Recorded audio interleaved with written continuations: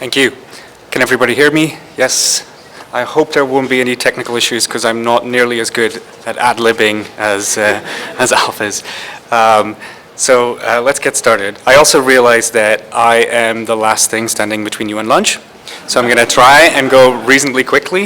If there are things that are unclear or you have quick questions, we can do that as we go along. If you have longer questions, maybe we leave them till the end if there's time left. Or I'll also be around all week, so you just come find me and let's talk. All right. So first, a quick overview of the talk. So it's roughly in 4 sections, but they're very uneven. So the first one is just a very quick perspective on generative modeling. Then I'll talk about this concept of iterative refinement. And then the bulk of the talk will be about diffusion models, because that's what I've been working with the past 3 or 4 years or so. So that's what I know best. That's what I want to talk to you about. And then we'll wrap up with a few examples of how I've been using diffusion models in my work at Google DeepMind. So first, generative modeling. Just a minute. Making some space. All right. So let's talk about generative modeling from a probabilistic perspective, where essentially what we're trying to obtain is a model for a distribution. And that distribution is a distribution over some data set. I'll typically use a distribution of images as an example because that's easy to visualize. And so essentially what we want to know is, if we have a collection of images, what is the underlying distribution that these images might have been drawn from? And this collection of images will be is what we'll call the data set that we're training our generative models on. And I want to make a distinction between explicit probabilistic generative models and implicit models. So in an explicit model, you have this P of X, this probability distribution, and you're building a model of that. So you're trying to, sorry, go ahead. Oh, am I too close? I think it was a bit too high. Yeah, okay. Okay, sure. So with explicit models, you're kind of explicitly formulating usually a parameterized version of this distribution, and then you try to fit the parameters so that this distribution represents the data well. But there's also a different class of models called implicit models where you don't have access to this distribution through your model directly, but you can draw samples from it. And so a canonical example of that are generative adversarial networks, where you feed in some noise and a sample comes out, but you don't actually know what P of X is in that case. In explicit models, you don't necessarily know either. Like in some models, you only have this up to a normalization constant, or you only have an approximate estimate of P of X. Another aspect of generative models that's very important is conditioning. Conditioning basically means we feed in some extra signals into our model that allows to influence the distribution that we're modeling. And so actually what we're doing is modeling a conditional distribution, P of X given C, where C is our conditioning signal, rather than this joint distribution, P of X. And for example, we could have class labels, like let's say we have the ImageNet data set with 1,000 different classes. We could create a generative model of ImageNet images conditioned on the class label. And then this class label would be a conditioning signal. But we could also have other types of conditioning signals. Specifically for images, we could have a bounding box that says where a certain object should be in the image, for example. We could even specify a segmentation mask. We could specify a prompt, a textual prompt, which is a very common approach to condition these models nowadays. We can go all the way to, on the right, you can see, we could even condition an image generative model on a grayscale image and expect it to only fill in the color information, for example. And I like to put this on sort of an axis, which describes the density of the conditioning signal, like how much information is actually being provided by the conditioning signal already, and how much information does our generative model need to fill in. So if you have a class label that's, for an ImageNet class label, that's 1,000 classes, so that's log of 1,000 bits or nats. So that's very little information. But then if you look at a grayscale image, you're already providing basically half the bits. And so I think it's useful to think of this in the way of like sparse and dense conditioning. And then a very important property, yes, sorry, go ahead. Sorry, could you speak up, because I can't really hear. If you have a description of an image and you want to generate an image from that, then it will be sparse, like Yeah, I would put that on more on the left side. It's a little bit more dense than just a class label, right? You have a little bit more information. But if you look at the total amount of like the bits of information that's in a prompt, it's very little compared to the bits of information that are in an image, right? If you think of how we represent images digitally, usually we have RGB, we have 3 channels, we use 8 bits for each channel. That's kind of common practice. And then you count the number of pixels in a reasonably sized image. You have hundreds of thousands, millions of bits. But a textual prompt can usually maybe be represented in tens or hundreds of bits. So there's a huge difference there in order of magnitude. Yeah, and then another sort of important way to classify generative models is whether they exhibit mode covering or mode seeking behavior. And so a way to understand this is when we're fitting a generative model to a data distribution, usually that model will be underspecified. It's not flexible enough to really model all the intricacies and nuances of our data distribution. And the way we can sort of schematically represent that is, let's say we have a data distribution that's actually a mixture of 2 Gaussians in purple here. And our model is just a single Gaussian. So our model's too simple, right? If we tried to model this with a mixture of 2 Gaussians, we would be able to recover the data distribution exactly in this case. But here we have a model that's underspecified. And there are sort of 2 compromises that you can make. One is the mode covering compromise, which is basically saying wherever there is probability mass in the data distribution, we need to make sure that our model also puts some probability mass there. And so the effect that you would have in this sort of contrived example is that your model, your green Gaussian distribution, is going to kind of sit in between the 2 modes of your Gaussian mixture. So it's going to put some probability mass on both parts of the data distribution, but it's also going to put a lot of probability mass in between where there shouldn't really be any. So it's kind of overgeneralizing in a sense. And then the other compromise you can make is the mode seeking compromise, where you basically say, okay, when I draw a sample from my model, I want that to look like that came from the data distribution, but it's okay if I'm skipping some parts of the data distribution. So if you think of these modes as like cats and dogs, for example, on the left you would have a model that sometimes produces these sort of weird cat-dog hybrids, whereas on the right you might have a model that produces only cats and doesn't bother trying to produce dogs. And so one class of models that's in this second category is adversarial models. All right, so that was all I'm going to say just about generative modeling in general, just a bit of background. Now let's talk about iterative refinement, because that's kind of a core concept to, I would say, most generative models that are in practical use today. And the idea is basically that your model is not going to sort of produce samples from your distribution in one go. It's actually going to craft them iteratively, right? You have some sort of canvas that you iteratively update to create examples from a distribution. And there's kind of 2 dominant approaches to do this right now. The first one is autoregression, where the key concept there is basically to try and represent the thing that you're trying to model, the data distribution that you're trying to model, try to represent each example as a one-dimensional sequence, and then just try to predict that sequence one element at a time, where every time you predict a new element, you can see what the previous elements that you predicted were. So you're kind of recursively predicting the sequence. And then another approach, which has gained a lot of popularity in the last few years in terms of building generative models of perceptual media, is diffusion. And the idea there is iterative denoising. So you define a corruption process that gradually removes information from your training examples by adding noise. So typically this is just Gaussian noise. And if you add enough noise, if you keep doing that basically an infinite amount of time, eventually you'll have destroyed any information that was originally in the image, and what you will be looking at will look like just it was random noise from the beginning. And so you have this corruption process that you've defined, and then you can try to learn to invert that process step by step. And that's the key idea behind diffusion.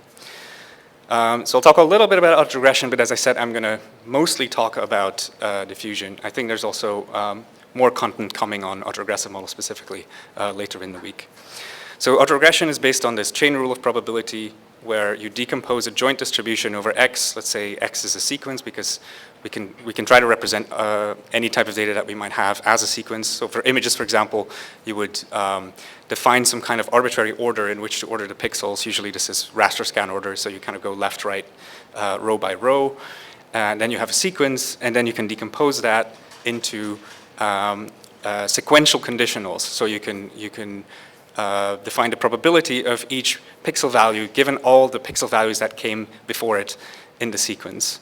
And if you multiply all those sequential conditionals together, then you get your joint distribution. So this is an explicit model.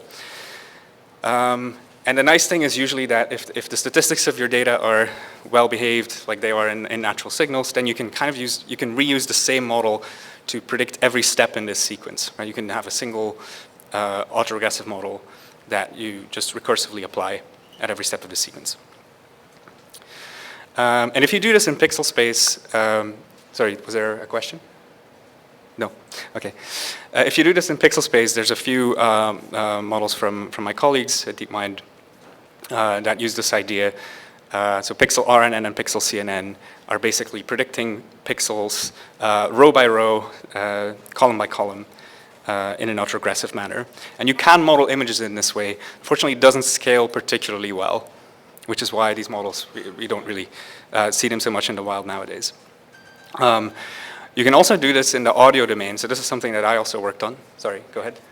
So if we model the images in like an autoregressive way, we're assuming that the token... I can hear. Maybe I can just repeat. Okay, so if we assume that the model we're modeling the images in an autoregressive way, we're assuming that the token that we're trying to predict comes from the previous tokens. But in an image, you kind of have the neighboring information, so the spatial information. Mm-hmm. Why can't we model the token prediction based on the previous and the next? That would present a problem when you then try to sample from the model, because you have to define some order in which you're going to generate the pixels, and you simply can't rely on pixels that you haven't generated yet, right? But this is arbitrary, right? People generate these images from left to right, from top to bottom usually, but that's a completely arbitrary choice. But that's the nice thing about the chain rule of probability, is you can kind of decompose it in any order that you see fit, and you can choose an order that makes the most sense. So for language modeling, for example, this is obvious what the order should be, because language is already an ordered sequence. But for other types of data, you kind of have to make this arbitrary choice. Yeah. This is actually one of the nice things about diffusion, where you don't have to do that. Yeah. So autoregression in amplitude space for waveform generation is a project that I worked on back in 2016. So it's kind of the same idea, but now we represent sound as a one-dimensional waveform. You can kind of see there in the animation, when at its maximal zoom level, you can see the individual sample points, because we represent these waveforms digitally on a computer, so we have to quantize them both in time and in amplitude. And then you just get a time series, and you can generate that autoregressively, just like you can do with language tokens, for example. This does not scale well, no. It trains really nicely, but then when you want to sample from it, you have to generate very, very long sequences, right? And especially back in 2016, I think we were working with speech signals at 16 kilohertz, which means you have 16,000 of these predictions to make for every second of audio that you need to generate.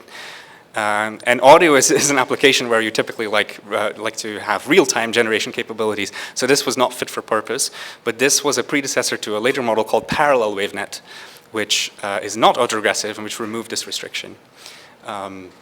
I'm not going to talk about that, but yeah, very good point.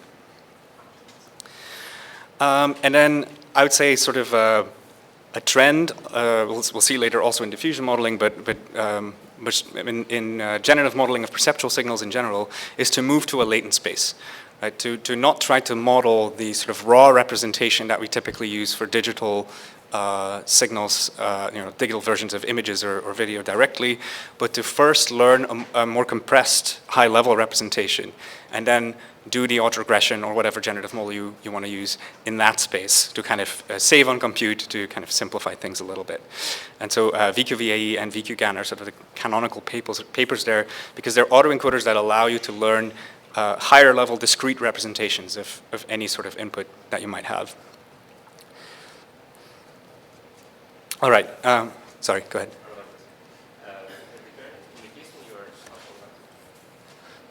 When we were talking about like using the latent space for dance, for example, what's your point concerning like would it affect combating like overfitting for the generative models? I'm not sure. The latent space for the same dataset, but you're working in the latent space for generative purposes. Would it, let's say, perform better, or would it have less probability to overfit over the dataset? I think it would have more probability to overfit, because you're compressing the representations. And so you might be mapping images that are in theory kind of different, right, because they have different pixel values. You might be mapping them to the same latent, because the point of the latency is to kind of make abstraction of, say, the variability in the input that doesn't matter perceptually, right? Like if I have an image, let's say there's a cow in a field, so there's like a grassy texture at the bottom half of the image, right? Now I go into Photoshop and I shift that grass like 1 pixel to the right while leaving the rest of the image unchanged, and I put them next to each other. You cannot tell the difference, right? Because you're perceiving texture, you're not perceiving the individual pixels. And so one advantage of these latent models is that they allow you to kind of make abstraction of some of these textural variations, which are very high entropy, right? There's a lot of entropy for probabilistic models to learn there, but it's not actually relevant perceptually, so it's kind of a waste to try and learn that. And so latents allow us to make abstraction of this. Incidentally, this is why pixel CNN and pixel RNN don't really scale, because they try to learn all this local entropy and they never get to learning the logical structure in the inputs. Yes? Well, isn't that actually underfitting because you are in a low-dimensional space and everything is equal on each other, so it's basically underfitting? So it's a form of underfitting for the autoencoder, like when you're training the autoencoder to learn the latent space, that is kind of underfitting in a sense. But then if you train the generative model in the latent space, that is more prone to overfitting because now there is less diversity in the input data. So like how stable diffusion is doing this in the representations, so that's more prone to overfitting. Well, I would say, yeah. Sorry? Oh, so these are not, oh, okay, so that's just for this room. Okay, so we're talking about overfitting and underfitting, and does like learning latents and then doing diffusion in latent space or regression in latent space, does that make overfitting more or less likely? I would say, as I said earlier, so the autoencoder is sort of underfitting in a sense because it can't represent every possible variation, but that's by design, that's what we want. We want to make abstraction of these details. And then the new representation that you get, if you then train a generative model in that space, it's going to be more prone to overfitting. But in situations like stable diffusion and sort of like large-scale text-to-image models and text-to-video models, overfitting is just not really a concern because the data sets that these models are trained on are absolutely massive. Yeah, but if you had very limited data, you might see more overfitting by using this latent approach. Of course, what you could do is sort of pre-train on a very large data set and then fine-tune the model to combat that. Yeah. All right, I'm going to continue because, I've already been talking for 15 minutes. Okay, so the main thing I want to talk about is diffusion models, and I want to try to build intuition for diffusion models, because this is what frustrated me when I got into diffusion models, is like the literature is dense, and every paper has its own notation and its own perspective. And sort of reading all these papers, eventually pieces started fitting into place, and I realized it's actually, it's not that complicated. The underlying ideas are pretty intuitive. So that's what I kind of want to bring across here. So as I said, diffusion is based on iterative denoising.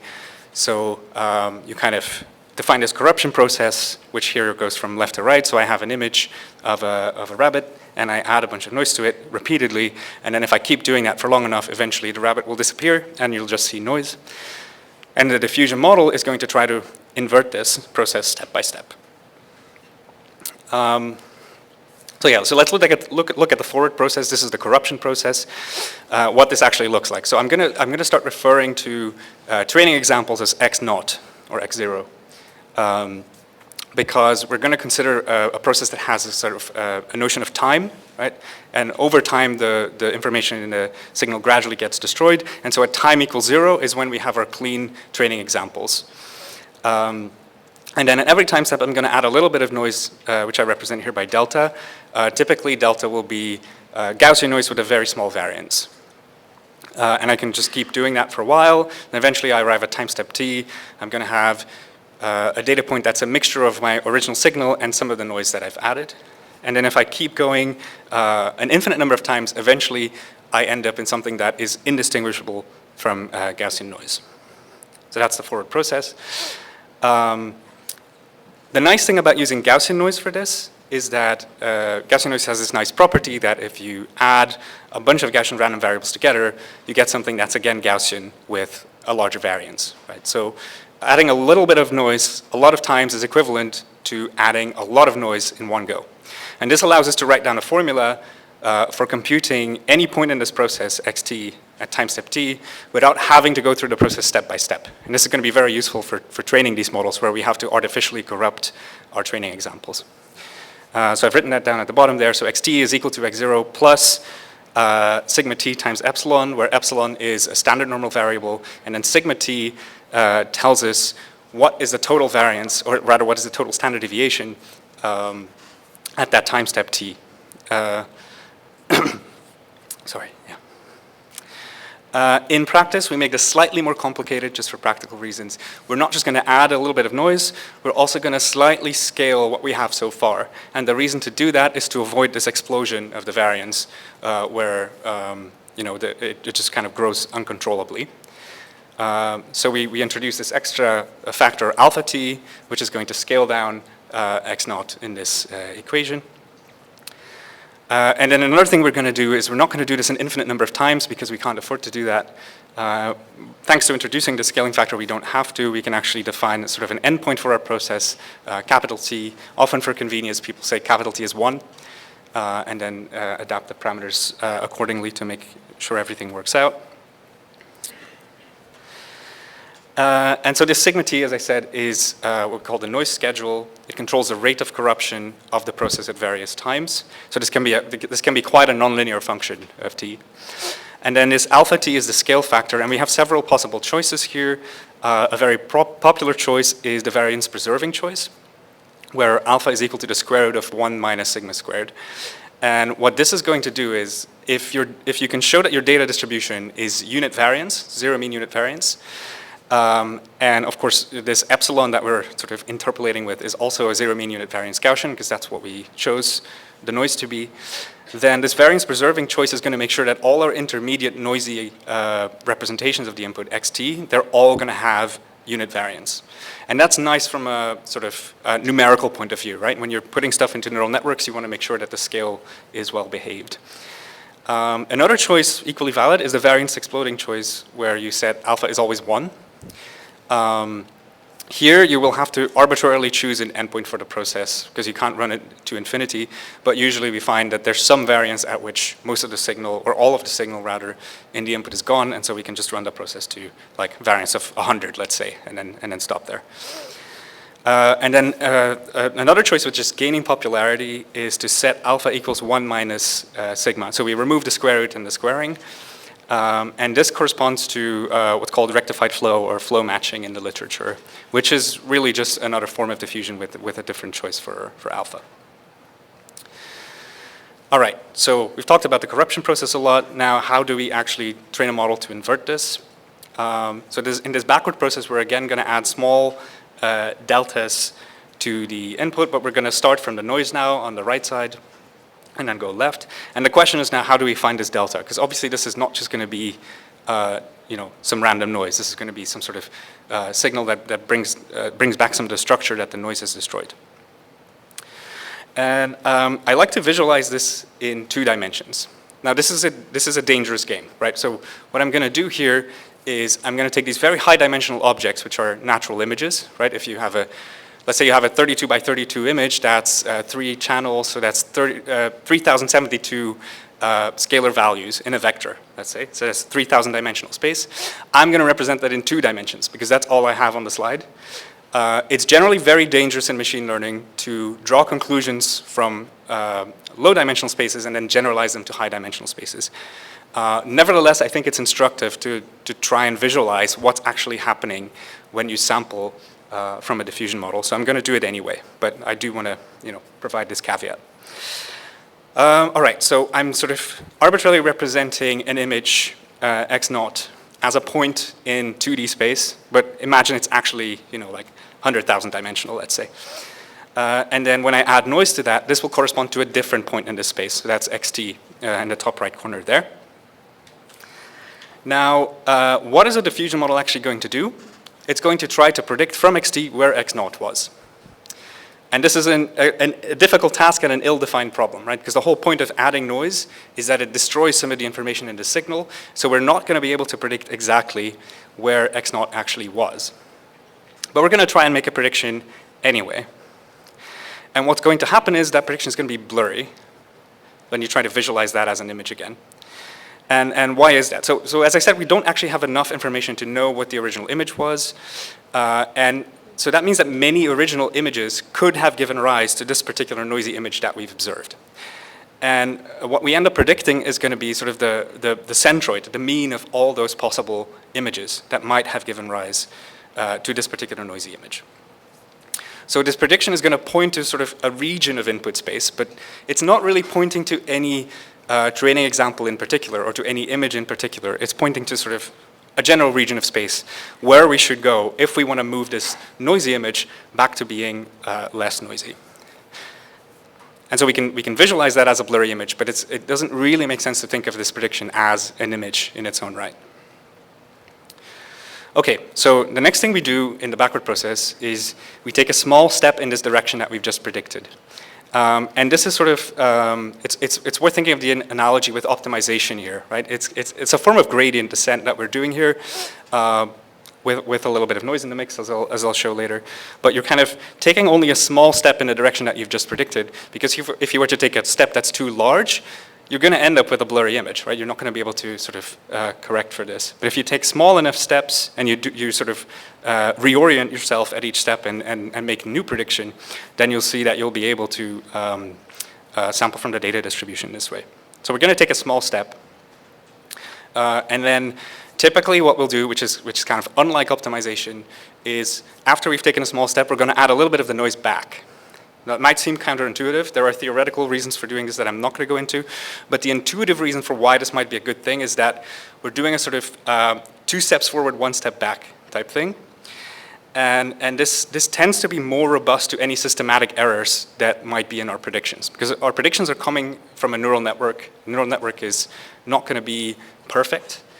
And since we're going to be applying that neural network repeatedly, we might have error accumulation if we're not careful. And so one very common practice in some forms of diffusion sampling algorithms, not all of them, but in some forms you have the step where you add a little bit of noise, which is going to make it more robust to that. And then we're going to just repeat this process. So we take a small step in the predicted direction, we add a bit of noise, and then we make a new prediction. And as I said, this new prediction is going to be different than the prediction that we made in the previous step, because now we have a little bit more information, right? There's slightly less noise in the image that we're starting from now. And so we're still not exactly sure where this image might have come from, but we're going to predict a new centroid that corresponds to a smaller region of the input space. And then we just, we rinse and repeat, we add a bit of noise, find a new point, and so on and so on. And if we keep doing that, then subject to some details that I'm glossing over here, but eventually what you get is a kind of biased random walk towards what we believe to be the clean input x0. And our belief of what x0 might be, of course, changes over the course of this random walk. Is this noise also subject to the noise schedule that we have talked earlier? Yes. Yeah.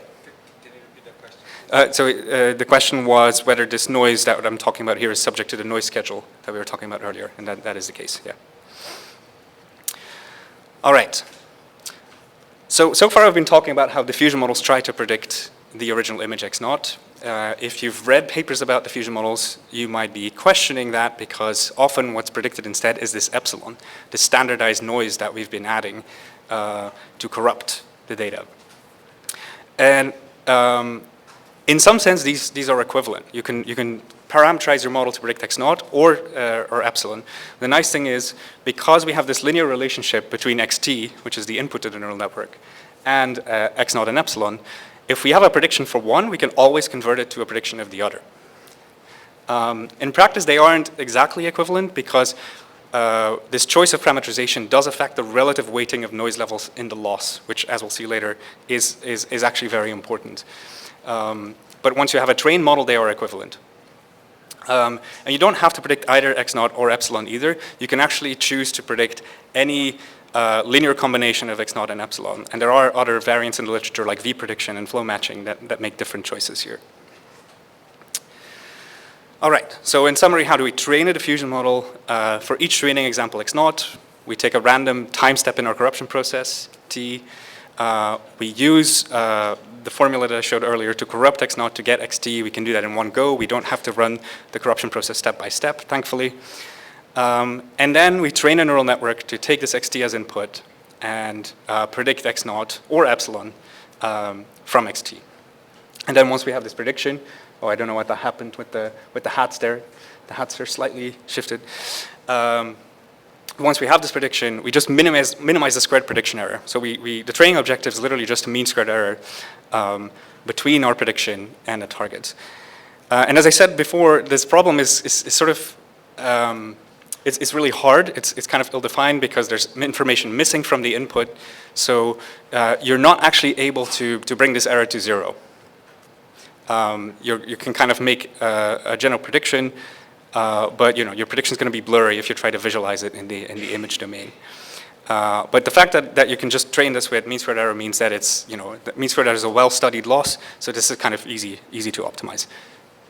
Sorry, correct me if I'm wrong, but I think at every diffusion step, the network we compare what network predicted, the noise the network predicted, with the global noise, right? Not the noise from the previous step, but to like the general noise of the full noise, right? So this mean squared error, the epsilon hat is your prediction from the network, right? Sure. But epsilon is, what is it? It's not the one step less noisy, right? No. It's so there's this with sorry, yeah. Yeah, so the question is about does this epsilon here reflect like the previous step in the sampling process, or is this like, sort of a more global quantity? And it's the latter, right? So, That makes sense. Sorry? It's counterintuitive, right? Why is it the case? Well, so as I said, so we have this formula here that thanks to the nature of the Gaussian distribution, right? We can kind of aggregate many small additions of noise into one big addition of noise, and so that means you can write down this formula to jump from the starting point to any point in your corruption process. And because this is a linear relationship, this now means that if you have a prediction for x0, you can therefore convert that into a prediction for what the epsilon might have been. This noise that you're, like essentially this is a linear interpolation, right? Your xt is a linear interpolation between a sample from a Gaussian distribution and a sample from your data distribution. Is it true that the prediction when the t closer to the beginning will be more accurate than when the t is like further down the process? So the question is it true that the prediction will be more accurate at small t than at large t? This depends on your prediction target. So if you try to predict epsilon, then at low time steps, which means low noise, this is a really hard problem, right? Because you're trying to predict the sort of the standardized noise that was added, but you can barely distinguish the noise in the input. Whereas if you get to high time steps, that's going to be a really easy problem because you're basically copying the input. For x0 prediction, it's vice versa. x0 prediction is going to be really easy at low noise levels, really hard at high noise levels. Yeah. Are there any attempts to model this noise without the assumption that's the Gaussian? Yes, I have made attempts myself. Yeah, sorry. So the question is, what do you do when the noise isn't Gaussian? Like, can you define diffusion for diffusion processes for noise that isn't Gaussian? You can. Very often, nothing is tractable. Like it becomes intractable to jump to any point in the process easily, for example. But there are some formulations, there's some formulations for diffusion on the simplex, for example, where it doesn't make sense to use Gaussians, where you can use different distributions, and somehow the math works out, although often you get things like Bessel functions popping up, and it's not nice. My general recommendation is if you can do Gaussian, stick with Gaussian, make your life simple. Okay, I'm going to take one more question, and then I'm going to continue because I am going to run out of time. Yeah, I just wanted to ask if you know when you're training and you're predicting the x0, you know the t. You have xt, right? And is the t know like how many steps was the image corrupted, or it's just image? So the question is, if you give the model xt, does the model also get to know t? And the answer is yes. Yeah, you tell it this is the point in the corruption process where we currently are, and this is the noisy input that I've observed. Yeah. All right. Quick summary of diffusion sampling. So once you have a trained model, at each sampling time step t, we make a prediction, and then we take a small step in a predicted direction to partially denoise the input. And fair point, like here you can see it, I guess, we pass in T to the network as well. We tell the network this is how much noise you should expect there to be in the input. Although it's not always strictly necessary to do that, like sometimes it's just easy to infer how much noise there is from the input as well. Yeah, and then in some sampling algorithms, we optionally add some noise back and we repeat. All right, so that's sort of my intuitive summary of how diffusion works. Now for something completely different, score matching. It looks different at a glance, but I'll show you that it's actually the same thing. So score matching is this idea of like fitting, sorry? Oh, okay. Gonna need some help. I can still see it.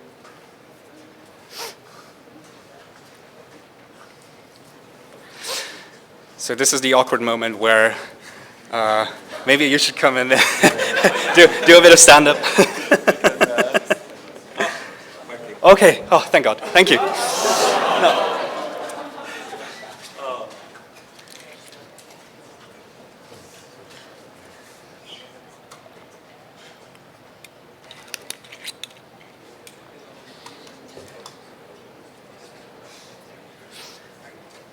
All right, nobody move. Okay, so score matching. So I've talked before about fitting probability distributions, P of X. One annoying thing about fitting P of X to data is that P of X has to be a valid distribution, so it has to be normalized. So you have this normalization constant, and this can create a lot of headache to make sure, to keep things normalized. So people came up with an alternative way to fit distributions, which is score matching. And this is based on this idea of the score function, where you don't fit P of X directly, but you fit the gradient of the log of P of X with respect to X. And think of this quantity as a gradient that points to regions of high density, right? It's like pointing to like this is how you should move X to make it more likely under the distribution. And you can sort of match this with target distribution using mean squared error. And in theory, that should also allow you to fit distributions. And this is because this normalization constraint means that if we know the gradient of log px, we also know px. Because usually when you know the gradient of a quantity, you know it up to a constant. But here, that constant is going to be defined by the normalization requirement. So yeah, we can minimize this MSE over scores. Except, of course, we can't because you don't have these score values for your ground truth training data. But there's a trick, which is called denoising score matching, where instead of sort of directly trying to match these gradients of the true distribution, we're going to add noise to the distribution. We add a little bit of Gaussian noise, and then instead of matching these scores from the data distribution, we match the scores from this conditional noisy distribution. So given the conditional distribution, given a clean example of a noisy example. And this we know because we choose this to be Gaussian, and so we know this quantity. And it turns out that if you do this conditional thing where you add noise, the loss that you get is different, but it has the same minimum as this original score matching loss. So this is a way to make score matching actually tractable in practice for real data. And then it turns out that this conditional score that I just talked about, that is actually going to be equal to this epsilon that we talked about before. So this is actually the same as the epsilon prediction that we were doing before to train diffusion models, up to a scaling constant. The reason I wanted to mention this connection is because you'll often see it in literature, but also because it then allows us to talk about diffusion in terms of stochastic differential equations. So we can define this process, this corruption process, in terms of a stochastic differential equation, which sounds scary, but it's really just a differential equation where you have a term that injects some noise. That's the dW over there. And then there's some theory associated with SDEs that then allows you to write down an SDE for the backward process. And that's what's shown at the bottom of the slide here. And what appears in this backwards SDE, it's exactly the score function, right? So having a predictor of the score function then allows you to plug that into this reverse SDE and use it to draw samples from a generative model. So this is often the way it's framed in literature, so that's why I want to mention this. Another interesting connection I want to talk about is the equivalence between diffusion models and flow-based models. And this one's a little bit crazy. So if we have an SDE that describes a stochastic process, we can ask at every time step, what is actually the distribution of xt at that point? What does that look like? So on this diagram, which I've conveniently stolen from Yang Song's paper, you can see a kind of toy example where we start with a distribution that's a mixture of two Gaussians, and then we sort of diffuse it to a single Gaussian. And you can do that by following this SDE, so adding little bits of noise, infinitesimal bits of noise, because we made time a continuous variable here. And then you can ask at each time step, what is the distribution that we now observe for xt? And then it turns out that you can also write down a regular ordinary differential equation that will give rise to the same distributions at each time step. So it's an ordinary differential equation, so it's no longer describing a stochastic process, it's describing a deterministic evolution of the input. But at each time slice that you take of this process, you wouldn't be able to distinguish which one you're actually running just by looking at xt. And so that's really cool because it now gives us a way to sample from diffusion models in a deterministic way. So without having to add noise at each time step. And if you have a model that allows you to morph one distribution into another one deterministically, that's exactly a flow-based model. So that's the connection between diffusion models and flow-based models. I also like to think of diffusion models as a kind of RNN that's trained without backprop. So let me explain that. If you look at the sampling procedure for a diffusion model, it's kind of a repeated application of this denoiser neural network that updates a canvas, let's say. So we start at xt, and then we kind of move towards x0 by repeatedly applying the denoiser. And we can unroll that whole sampling loop and look at it as a kind of very deep computational graph. It's actually kind of a neural network in its own right, where we've essentially reused a bunch of layers many times. And so if you just look at that as a very deep neural network, you could say, oh, we can just train that with backpropagation. Right? That's essentially backprop through time like we apply in recurrent neural networks. And you can do that, and the resulting model is called a continuous normalizing flow in literature. But as we found out more recently, you can actually also train this with score matching, and then you only have to backprop through one application of the denoiser. You don't have to backprop through these repeated applications. So in a sense, you could say diffusion models allow you to train very deep recurrent neural networks without backprop through time. And I think a corollary of this is that in many years, when training neural networks with hundreds of thousands of layers is no longer going to be a burden, we might actually end up going back to training VAEs for everything. Just train a variational autoencoder that has 100,000 layers. It's probably going to be as powerful computationally as this diffusion process. Okay, I want to talk a little bit about why diffusion works so well for images, because there's this interesting, I would say, unstable equilibrium right now, where there's two main classes of generative models that are popular at scale, which is autoregression and diffusion. Autoregression is always used for language, and diffusion is used for pretty much everything else. And why is that? Why did diffusion come in and sort of take over image modeling?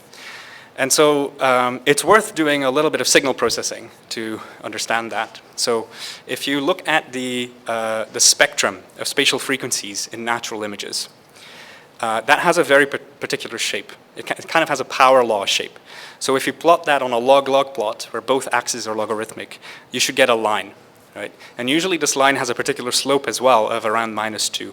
And it's kind of a law of nature. It's very interesting.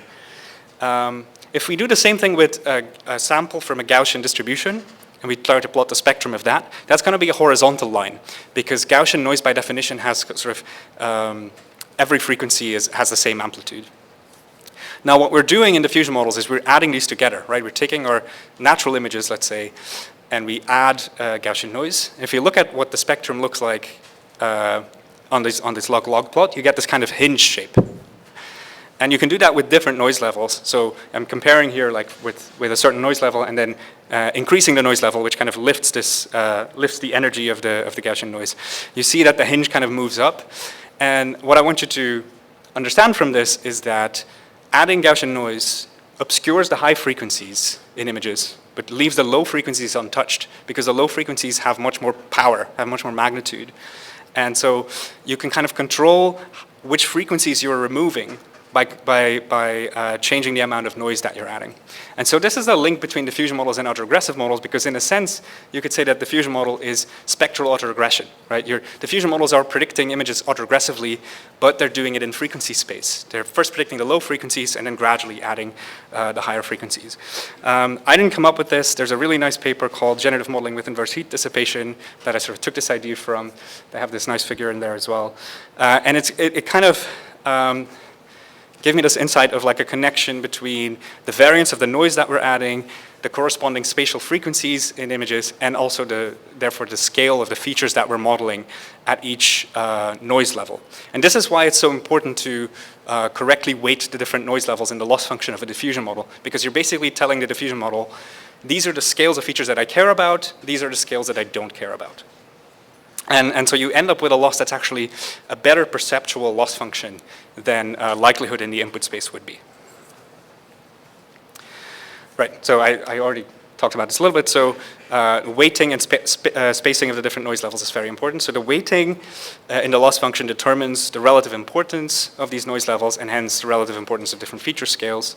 This choice kind of depends on a few things. Of course, there's perceptual relevance. So human eyes are more sensitive to low frequencies than high frequencies, so it makes sense to spend more model capacity on low frequencies.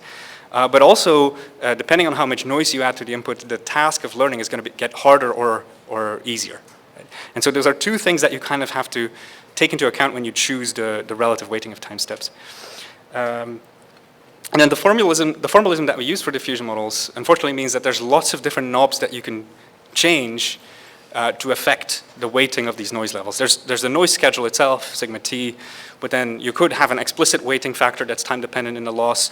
You could also change the distribution that you sample the time steps from during training, so it doesn't have to be uniform, could be something else. And then of course, as I mentioned before already, whether you predict this x naught or epsilon will affect the relative weighting of the noise levels as well. And then if we move to sampling time, at sampling time, the weighting no longer matters because the model is trained, but now we have to choose how to space the different noise levels at which we evaluate the model. And this again depends on perceptual relevance, but now it also depends on how accurate is our model at this particular noise level, and also how much potential is there for error accumulation. So earlier on in the sampling process, the predictions that we make are going to have more profound implications on where we end up than later on in the process. And this again also depends on which sampling algorithm we're using. Like, are we injecting noise or not to make it more robust to this accumulation of errors? And the spacing is affected by the noise schedule sigma t, and also this the potentially and explicitly non-uniform spacing of the time steps. I kind of already covered this mostly, so I talked about latent diffusion in response to a question, so I'm going to skip that now. I want to talk about guidance as well, because guidance is kind of what I like to call a cheat code for diffusion models that allows them to perform sort of above their pay grade, in a sense. And I'm going to use this sort of diagram again that I also used to explain the backward process, because we're going to make some modifications to it, and it's nice to be able to visualize them. So as before, when we're trying to sample from the diffusion model, we're going to make this prediction for x naught. This prediction is not going to be that accurate because there's missing information. But now we're also going to bring in a classifier. And this classifier could be an ImageNet classifier. Is going to give us, it's going to use a soft argmax function to give us different probabilities. And we can basically say, what is the direction in input space that I should move this image in to make it adhere more to a particular class, to make that class more likely. And that's just the gradient of the classifier, right? And so that gives us another direction in input space along with the direction that the diffusion model predicted. And we can combine those two into a new direction and then instead take a step in that direction. So we're kind of modifying the sampling process as we go along. And it turns out if you think about that for a minute, you can actually see this as an application of Bayes' rule. So we're working with gradients of log probabilities, but we can undo the gradient and the log operation to go back to a formula in terms of probabilities. And that's kind of what I've done here. So at the bottom, you see the gradients, the score functions. And then at the top, you see what actually does this correspond to in probability space? And you can see that actually what this classifier guidance allows us to do is take an unconditional diffusion model, add this classifier that has an arbitrary sort of dictionary of classes, and turn our model conditional after the fact without retraining it. So that's the power of classifier guidance. But the real power is kind of unlocked when we don't just use this gradient as is, but we apply a scale factor to it. So we scale it by some factor gamma, which is called the guidance scale, and then we use that modified direction. And so now what this is going to do is say, I really, really, really would like this image to adhere to this particular class, right? Just make sure that you maximize the probability of this particular class. And other than that, the diffusion process, the reverse diffusion process continues as normal. So if we look at what that means in terms of the Bayesian perspective, again by sort of undoing this gradient and log operation, you can see that we've taken this classifier distribution, P of C given X, and we've raised it to a power gamma. So this acts as an inverse temperature, what I've called coldness. And so this coldness, what it's doing is it's actually sharpening this distribution.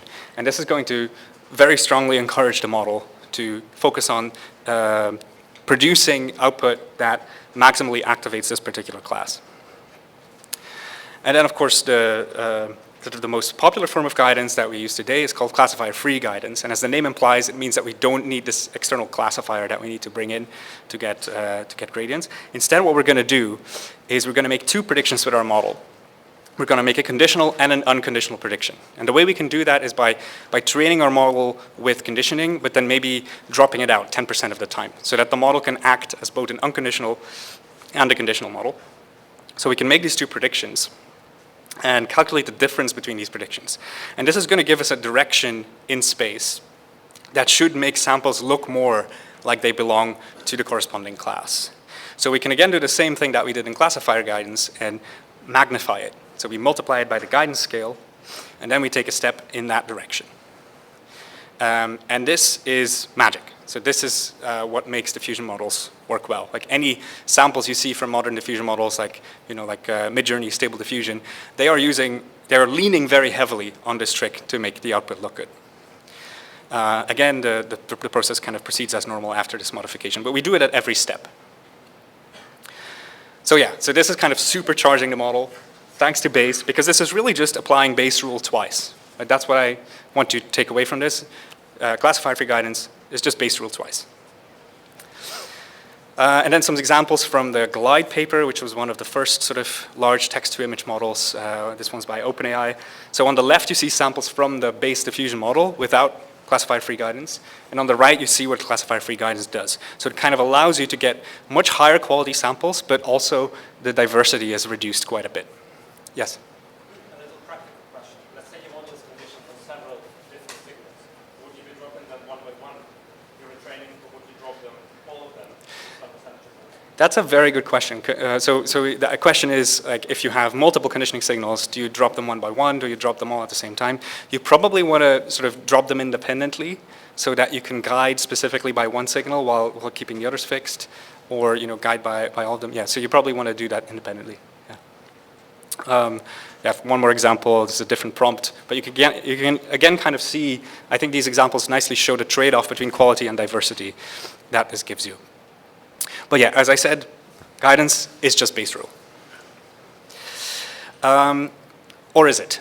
So there's a recent paper that came out from the NVIDIA folks in Finland that kind of calls this into question a little bit. So I'm not going to go into this, but this is worth checking out. They kind of do this analysis of guidance and say, like, maybe this is not why guidance works. Maybe there's something more to it. Worth a read. This came out last month. And then to wrap up the diffusion section, I just want to highlight two amazing papers. This one I call the Diffusion Bible. It's also by the NVIDIA guys in Finland. It's really a gold mine for diffusion practitioners. Read it front to back, including appendices. The appendices is where most of the gold is. And then this one complements this nicely. So this paper goes really deep into this relative weighting of noise levels and how you can control that and what that actually means. Also a really great paper with really great appendices. All right, so in the last 5 minutes, I'm just going to give you a few examples of some of the work that I've done with diffusion models at DeepMind. So one thing I worked on is continuous diffusion for categorical data. And the idea here was basically to use this framework of continuous diffusion with data that isn't actually continuous, right? And this is a problem because if you try to apply this naively, then the question is, what is this gradient with respect to the the probability, the log probability? What is the gradient there if your space is discrete? You don't have a score function essentially. But an easy fix for that is to embed your discrete data in a continuous space and then do Gaussian diffusion in that space. And this is essentially a recipe for making that work. And so a goal of this work was to do language modeling with diffusion models, and specifically to make it look as similar to existing large language models as possible, to kind of make it easy for existing LLM practitioners to adopt this and play with it. So we use a transformer model, just a standard transformer, except without the causal masking, because we don't need that here. And we also train a diffusion model with cross-entropy loss instead of the mean squared error loss. This is kind of an overview of what makes that possible. So there's kind of two novel components in bold here. There's this idea of score interpolation, which is the idea that instead of having the model make a prediction for the score function directly, what you can do is train it as a classifier. If you have a vocabulary of, let's say, 32,000 tokens, as you often do in language models, you can just have a 32,000 way soft argmax, up there. And then you can take the probabilities associated with each possible token in the dictionary and ask, what would the score be if this was the correct prediction? And then you can just use these probabilities to interpolate between all these different possible score functions. And the result is the same kind of average estimate of the score function that you also get from a standard diffusion model. So this is a nice way to enable training diffusion models with cross-entropy in the discrete setting. And then there's another component that I'm not going to go into called time warping, where we specifically looked at what is the relative weighting of noise levels that we should use in this unfamiliar domain for diffusion, and can we learn that on the fly rather than having to figure it out ourselves. So what this model ends up looking like is actually a lot like BERT, if you've heard about that. So BERT is a language model, but it's not a generative language model. It's a language model that learns internal representations, and the way they do that is by taking a sequence of tokens, masking out some of the tokens in the input, and then trying to predict them from context. And you can think of the CDCD type models as a version of BERT where instead of masking noise, you have Gaussian noise. So you kind of add Gaussian noise to the embeddings, and that makes it look like the embedding could have come from a few different directions. And then you try to predict what is actually the correct embedding sequence. And so this gives rise to kind of interdimensional version of BERT, if you want. So yeah, I have some samples here. There's probably not enough time to read them, but the key point here is that you don't just have to sample with a prefix. You can fix some tokens in the sequence and then fill in the middle. So there's like an example there in the middle on the right, where we fix a year ago in Paris at the start and what a great day at the end, and we let the model fill in between. And the model kind of knows how to do that out of the box.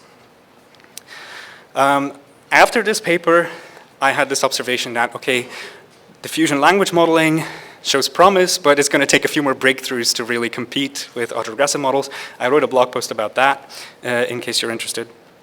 And then the last few things I want to show are just what I've been working on more recently, which is Imagine3 and VO, which are Google DeepMind's text-to-image and text-to-video models, respectively. Now, I left this to the end just to talk about for a few minutes because I can't really share anything educational about this yet because this is unpublished work, right? But I can show you some samples, and I can tell you that Imagine3 will be available to everyone very soon to play with. So yeah, these are just some sample images that you can generate with diffusion if you put your mind to it and you have a lot of compute. There we go. Yeah, just yeah, on the website you can see more, and then there will be a tech report, I promise. And then on the video side, we have a model called VO, very comparable, actually, both in output and also in architecture to the Sora model from OpenAI. So it's a latent diffusion model. We have a latent space in which we represent the videos. We have text prompt, optional image prompt, and then we just have a diffusion model that produces 1080p video. And I have like this is kind of a show reel, a bunch of samples edited together just to show what this model is capable of.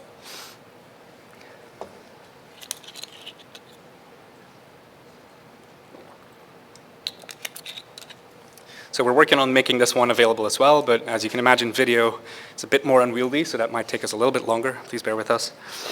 All right. So to wrap up, most of the content that I've talked about here is on my blog. So I have a lot of blog posts. If you just remember sander.ai, you can just find them all there. I think I kind of touched on pretty much all of these, except maybe the paradox of diffusion distillation. I didn't really talk about distilling diffusion models, but I have a blog post about that as well. And I will leave it at that. Thank you very much for listening.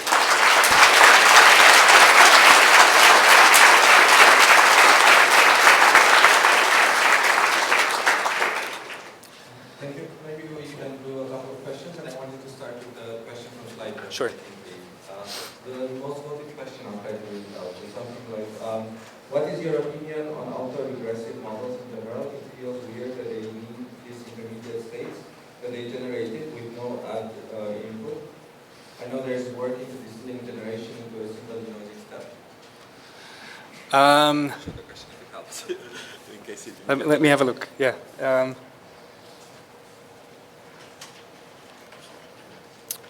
Okay, so autoregression is really beautiful in a sense because it eliminates this problem of the normalization constant, right? I talked before about if you want to estimate P of X, you better make sure that P of X is actually normalized. This is annoying, leads to all kinds of problems in interactability. Autoregressive models don't have this because you kind of factorize P of X into scalar distributions, and each of these scalar distributions is really easy to normalize. Like it's always tractable. So I think autoregression is very, very powerful. And then, of course, especially in cases where the data naturally lends itself to sequential modeling, like, for example, in language.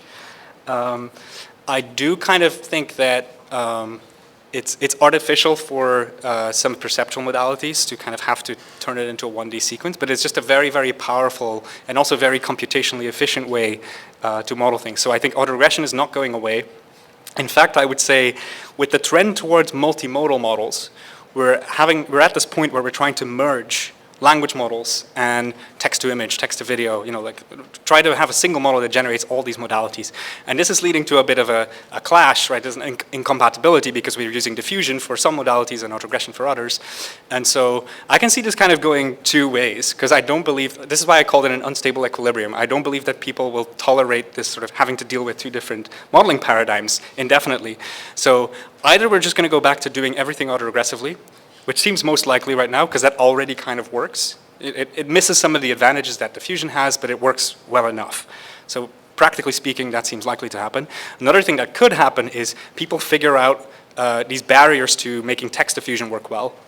And then maybe we can just train multimodal diffusion models and we don't have to use autoregression anymore. But I don't know which one it's going to be. Maybe one question from the room. Yeah, as I said, I will be around all week, so feel free to accost me and ask more questions. You were talking mostly about generation, but what is the stance of these models on version or what is the price and using that in the case when you need to do that anomaly or something that you need actually to have for the So I think the question is about like using generative models as a prior in other applications, right? Autoregressive models are really great for that because they give you this tractable estimate of P of X, right? With diffusion, you can estimate likelihoods of individual data points, but it's as expensive as sampling. So it requires you to run this iterative procedure and essentially solve an ordinary differential equation to be able to get an approximate estimate of the likelihood of a particular sample. And the problem also with that is it's an approximation. It's not an upper or lower bound. It's an approximation. So like you don't know if it's actually bounding anything. Okay, let's send this speaker again. Thank you.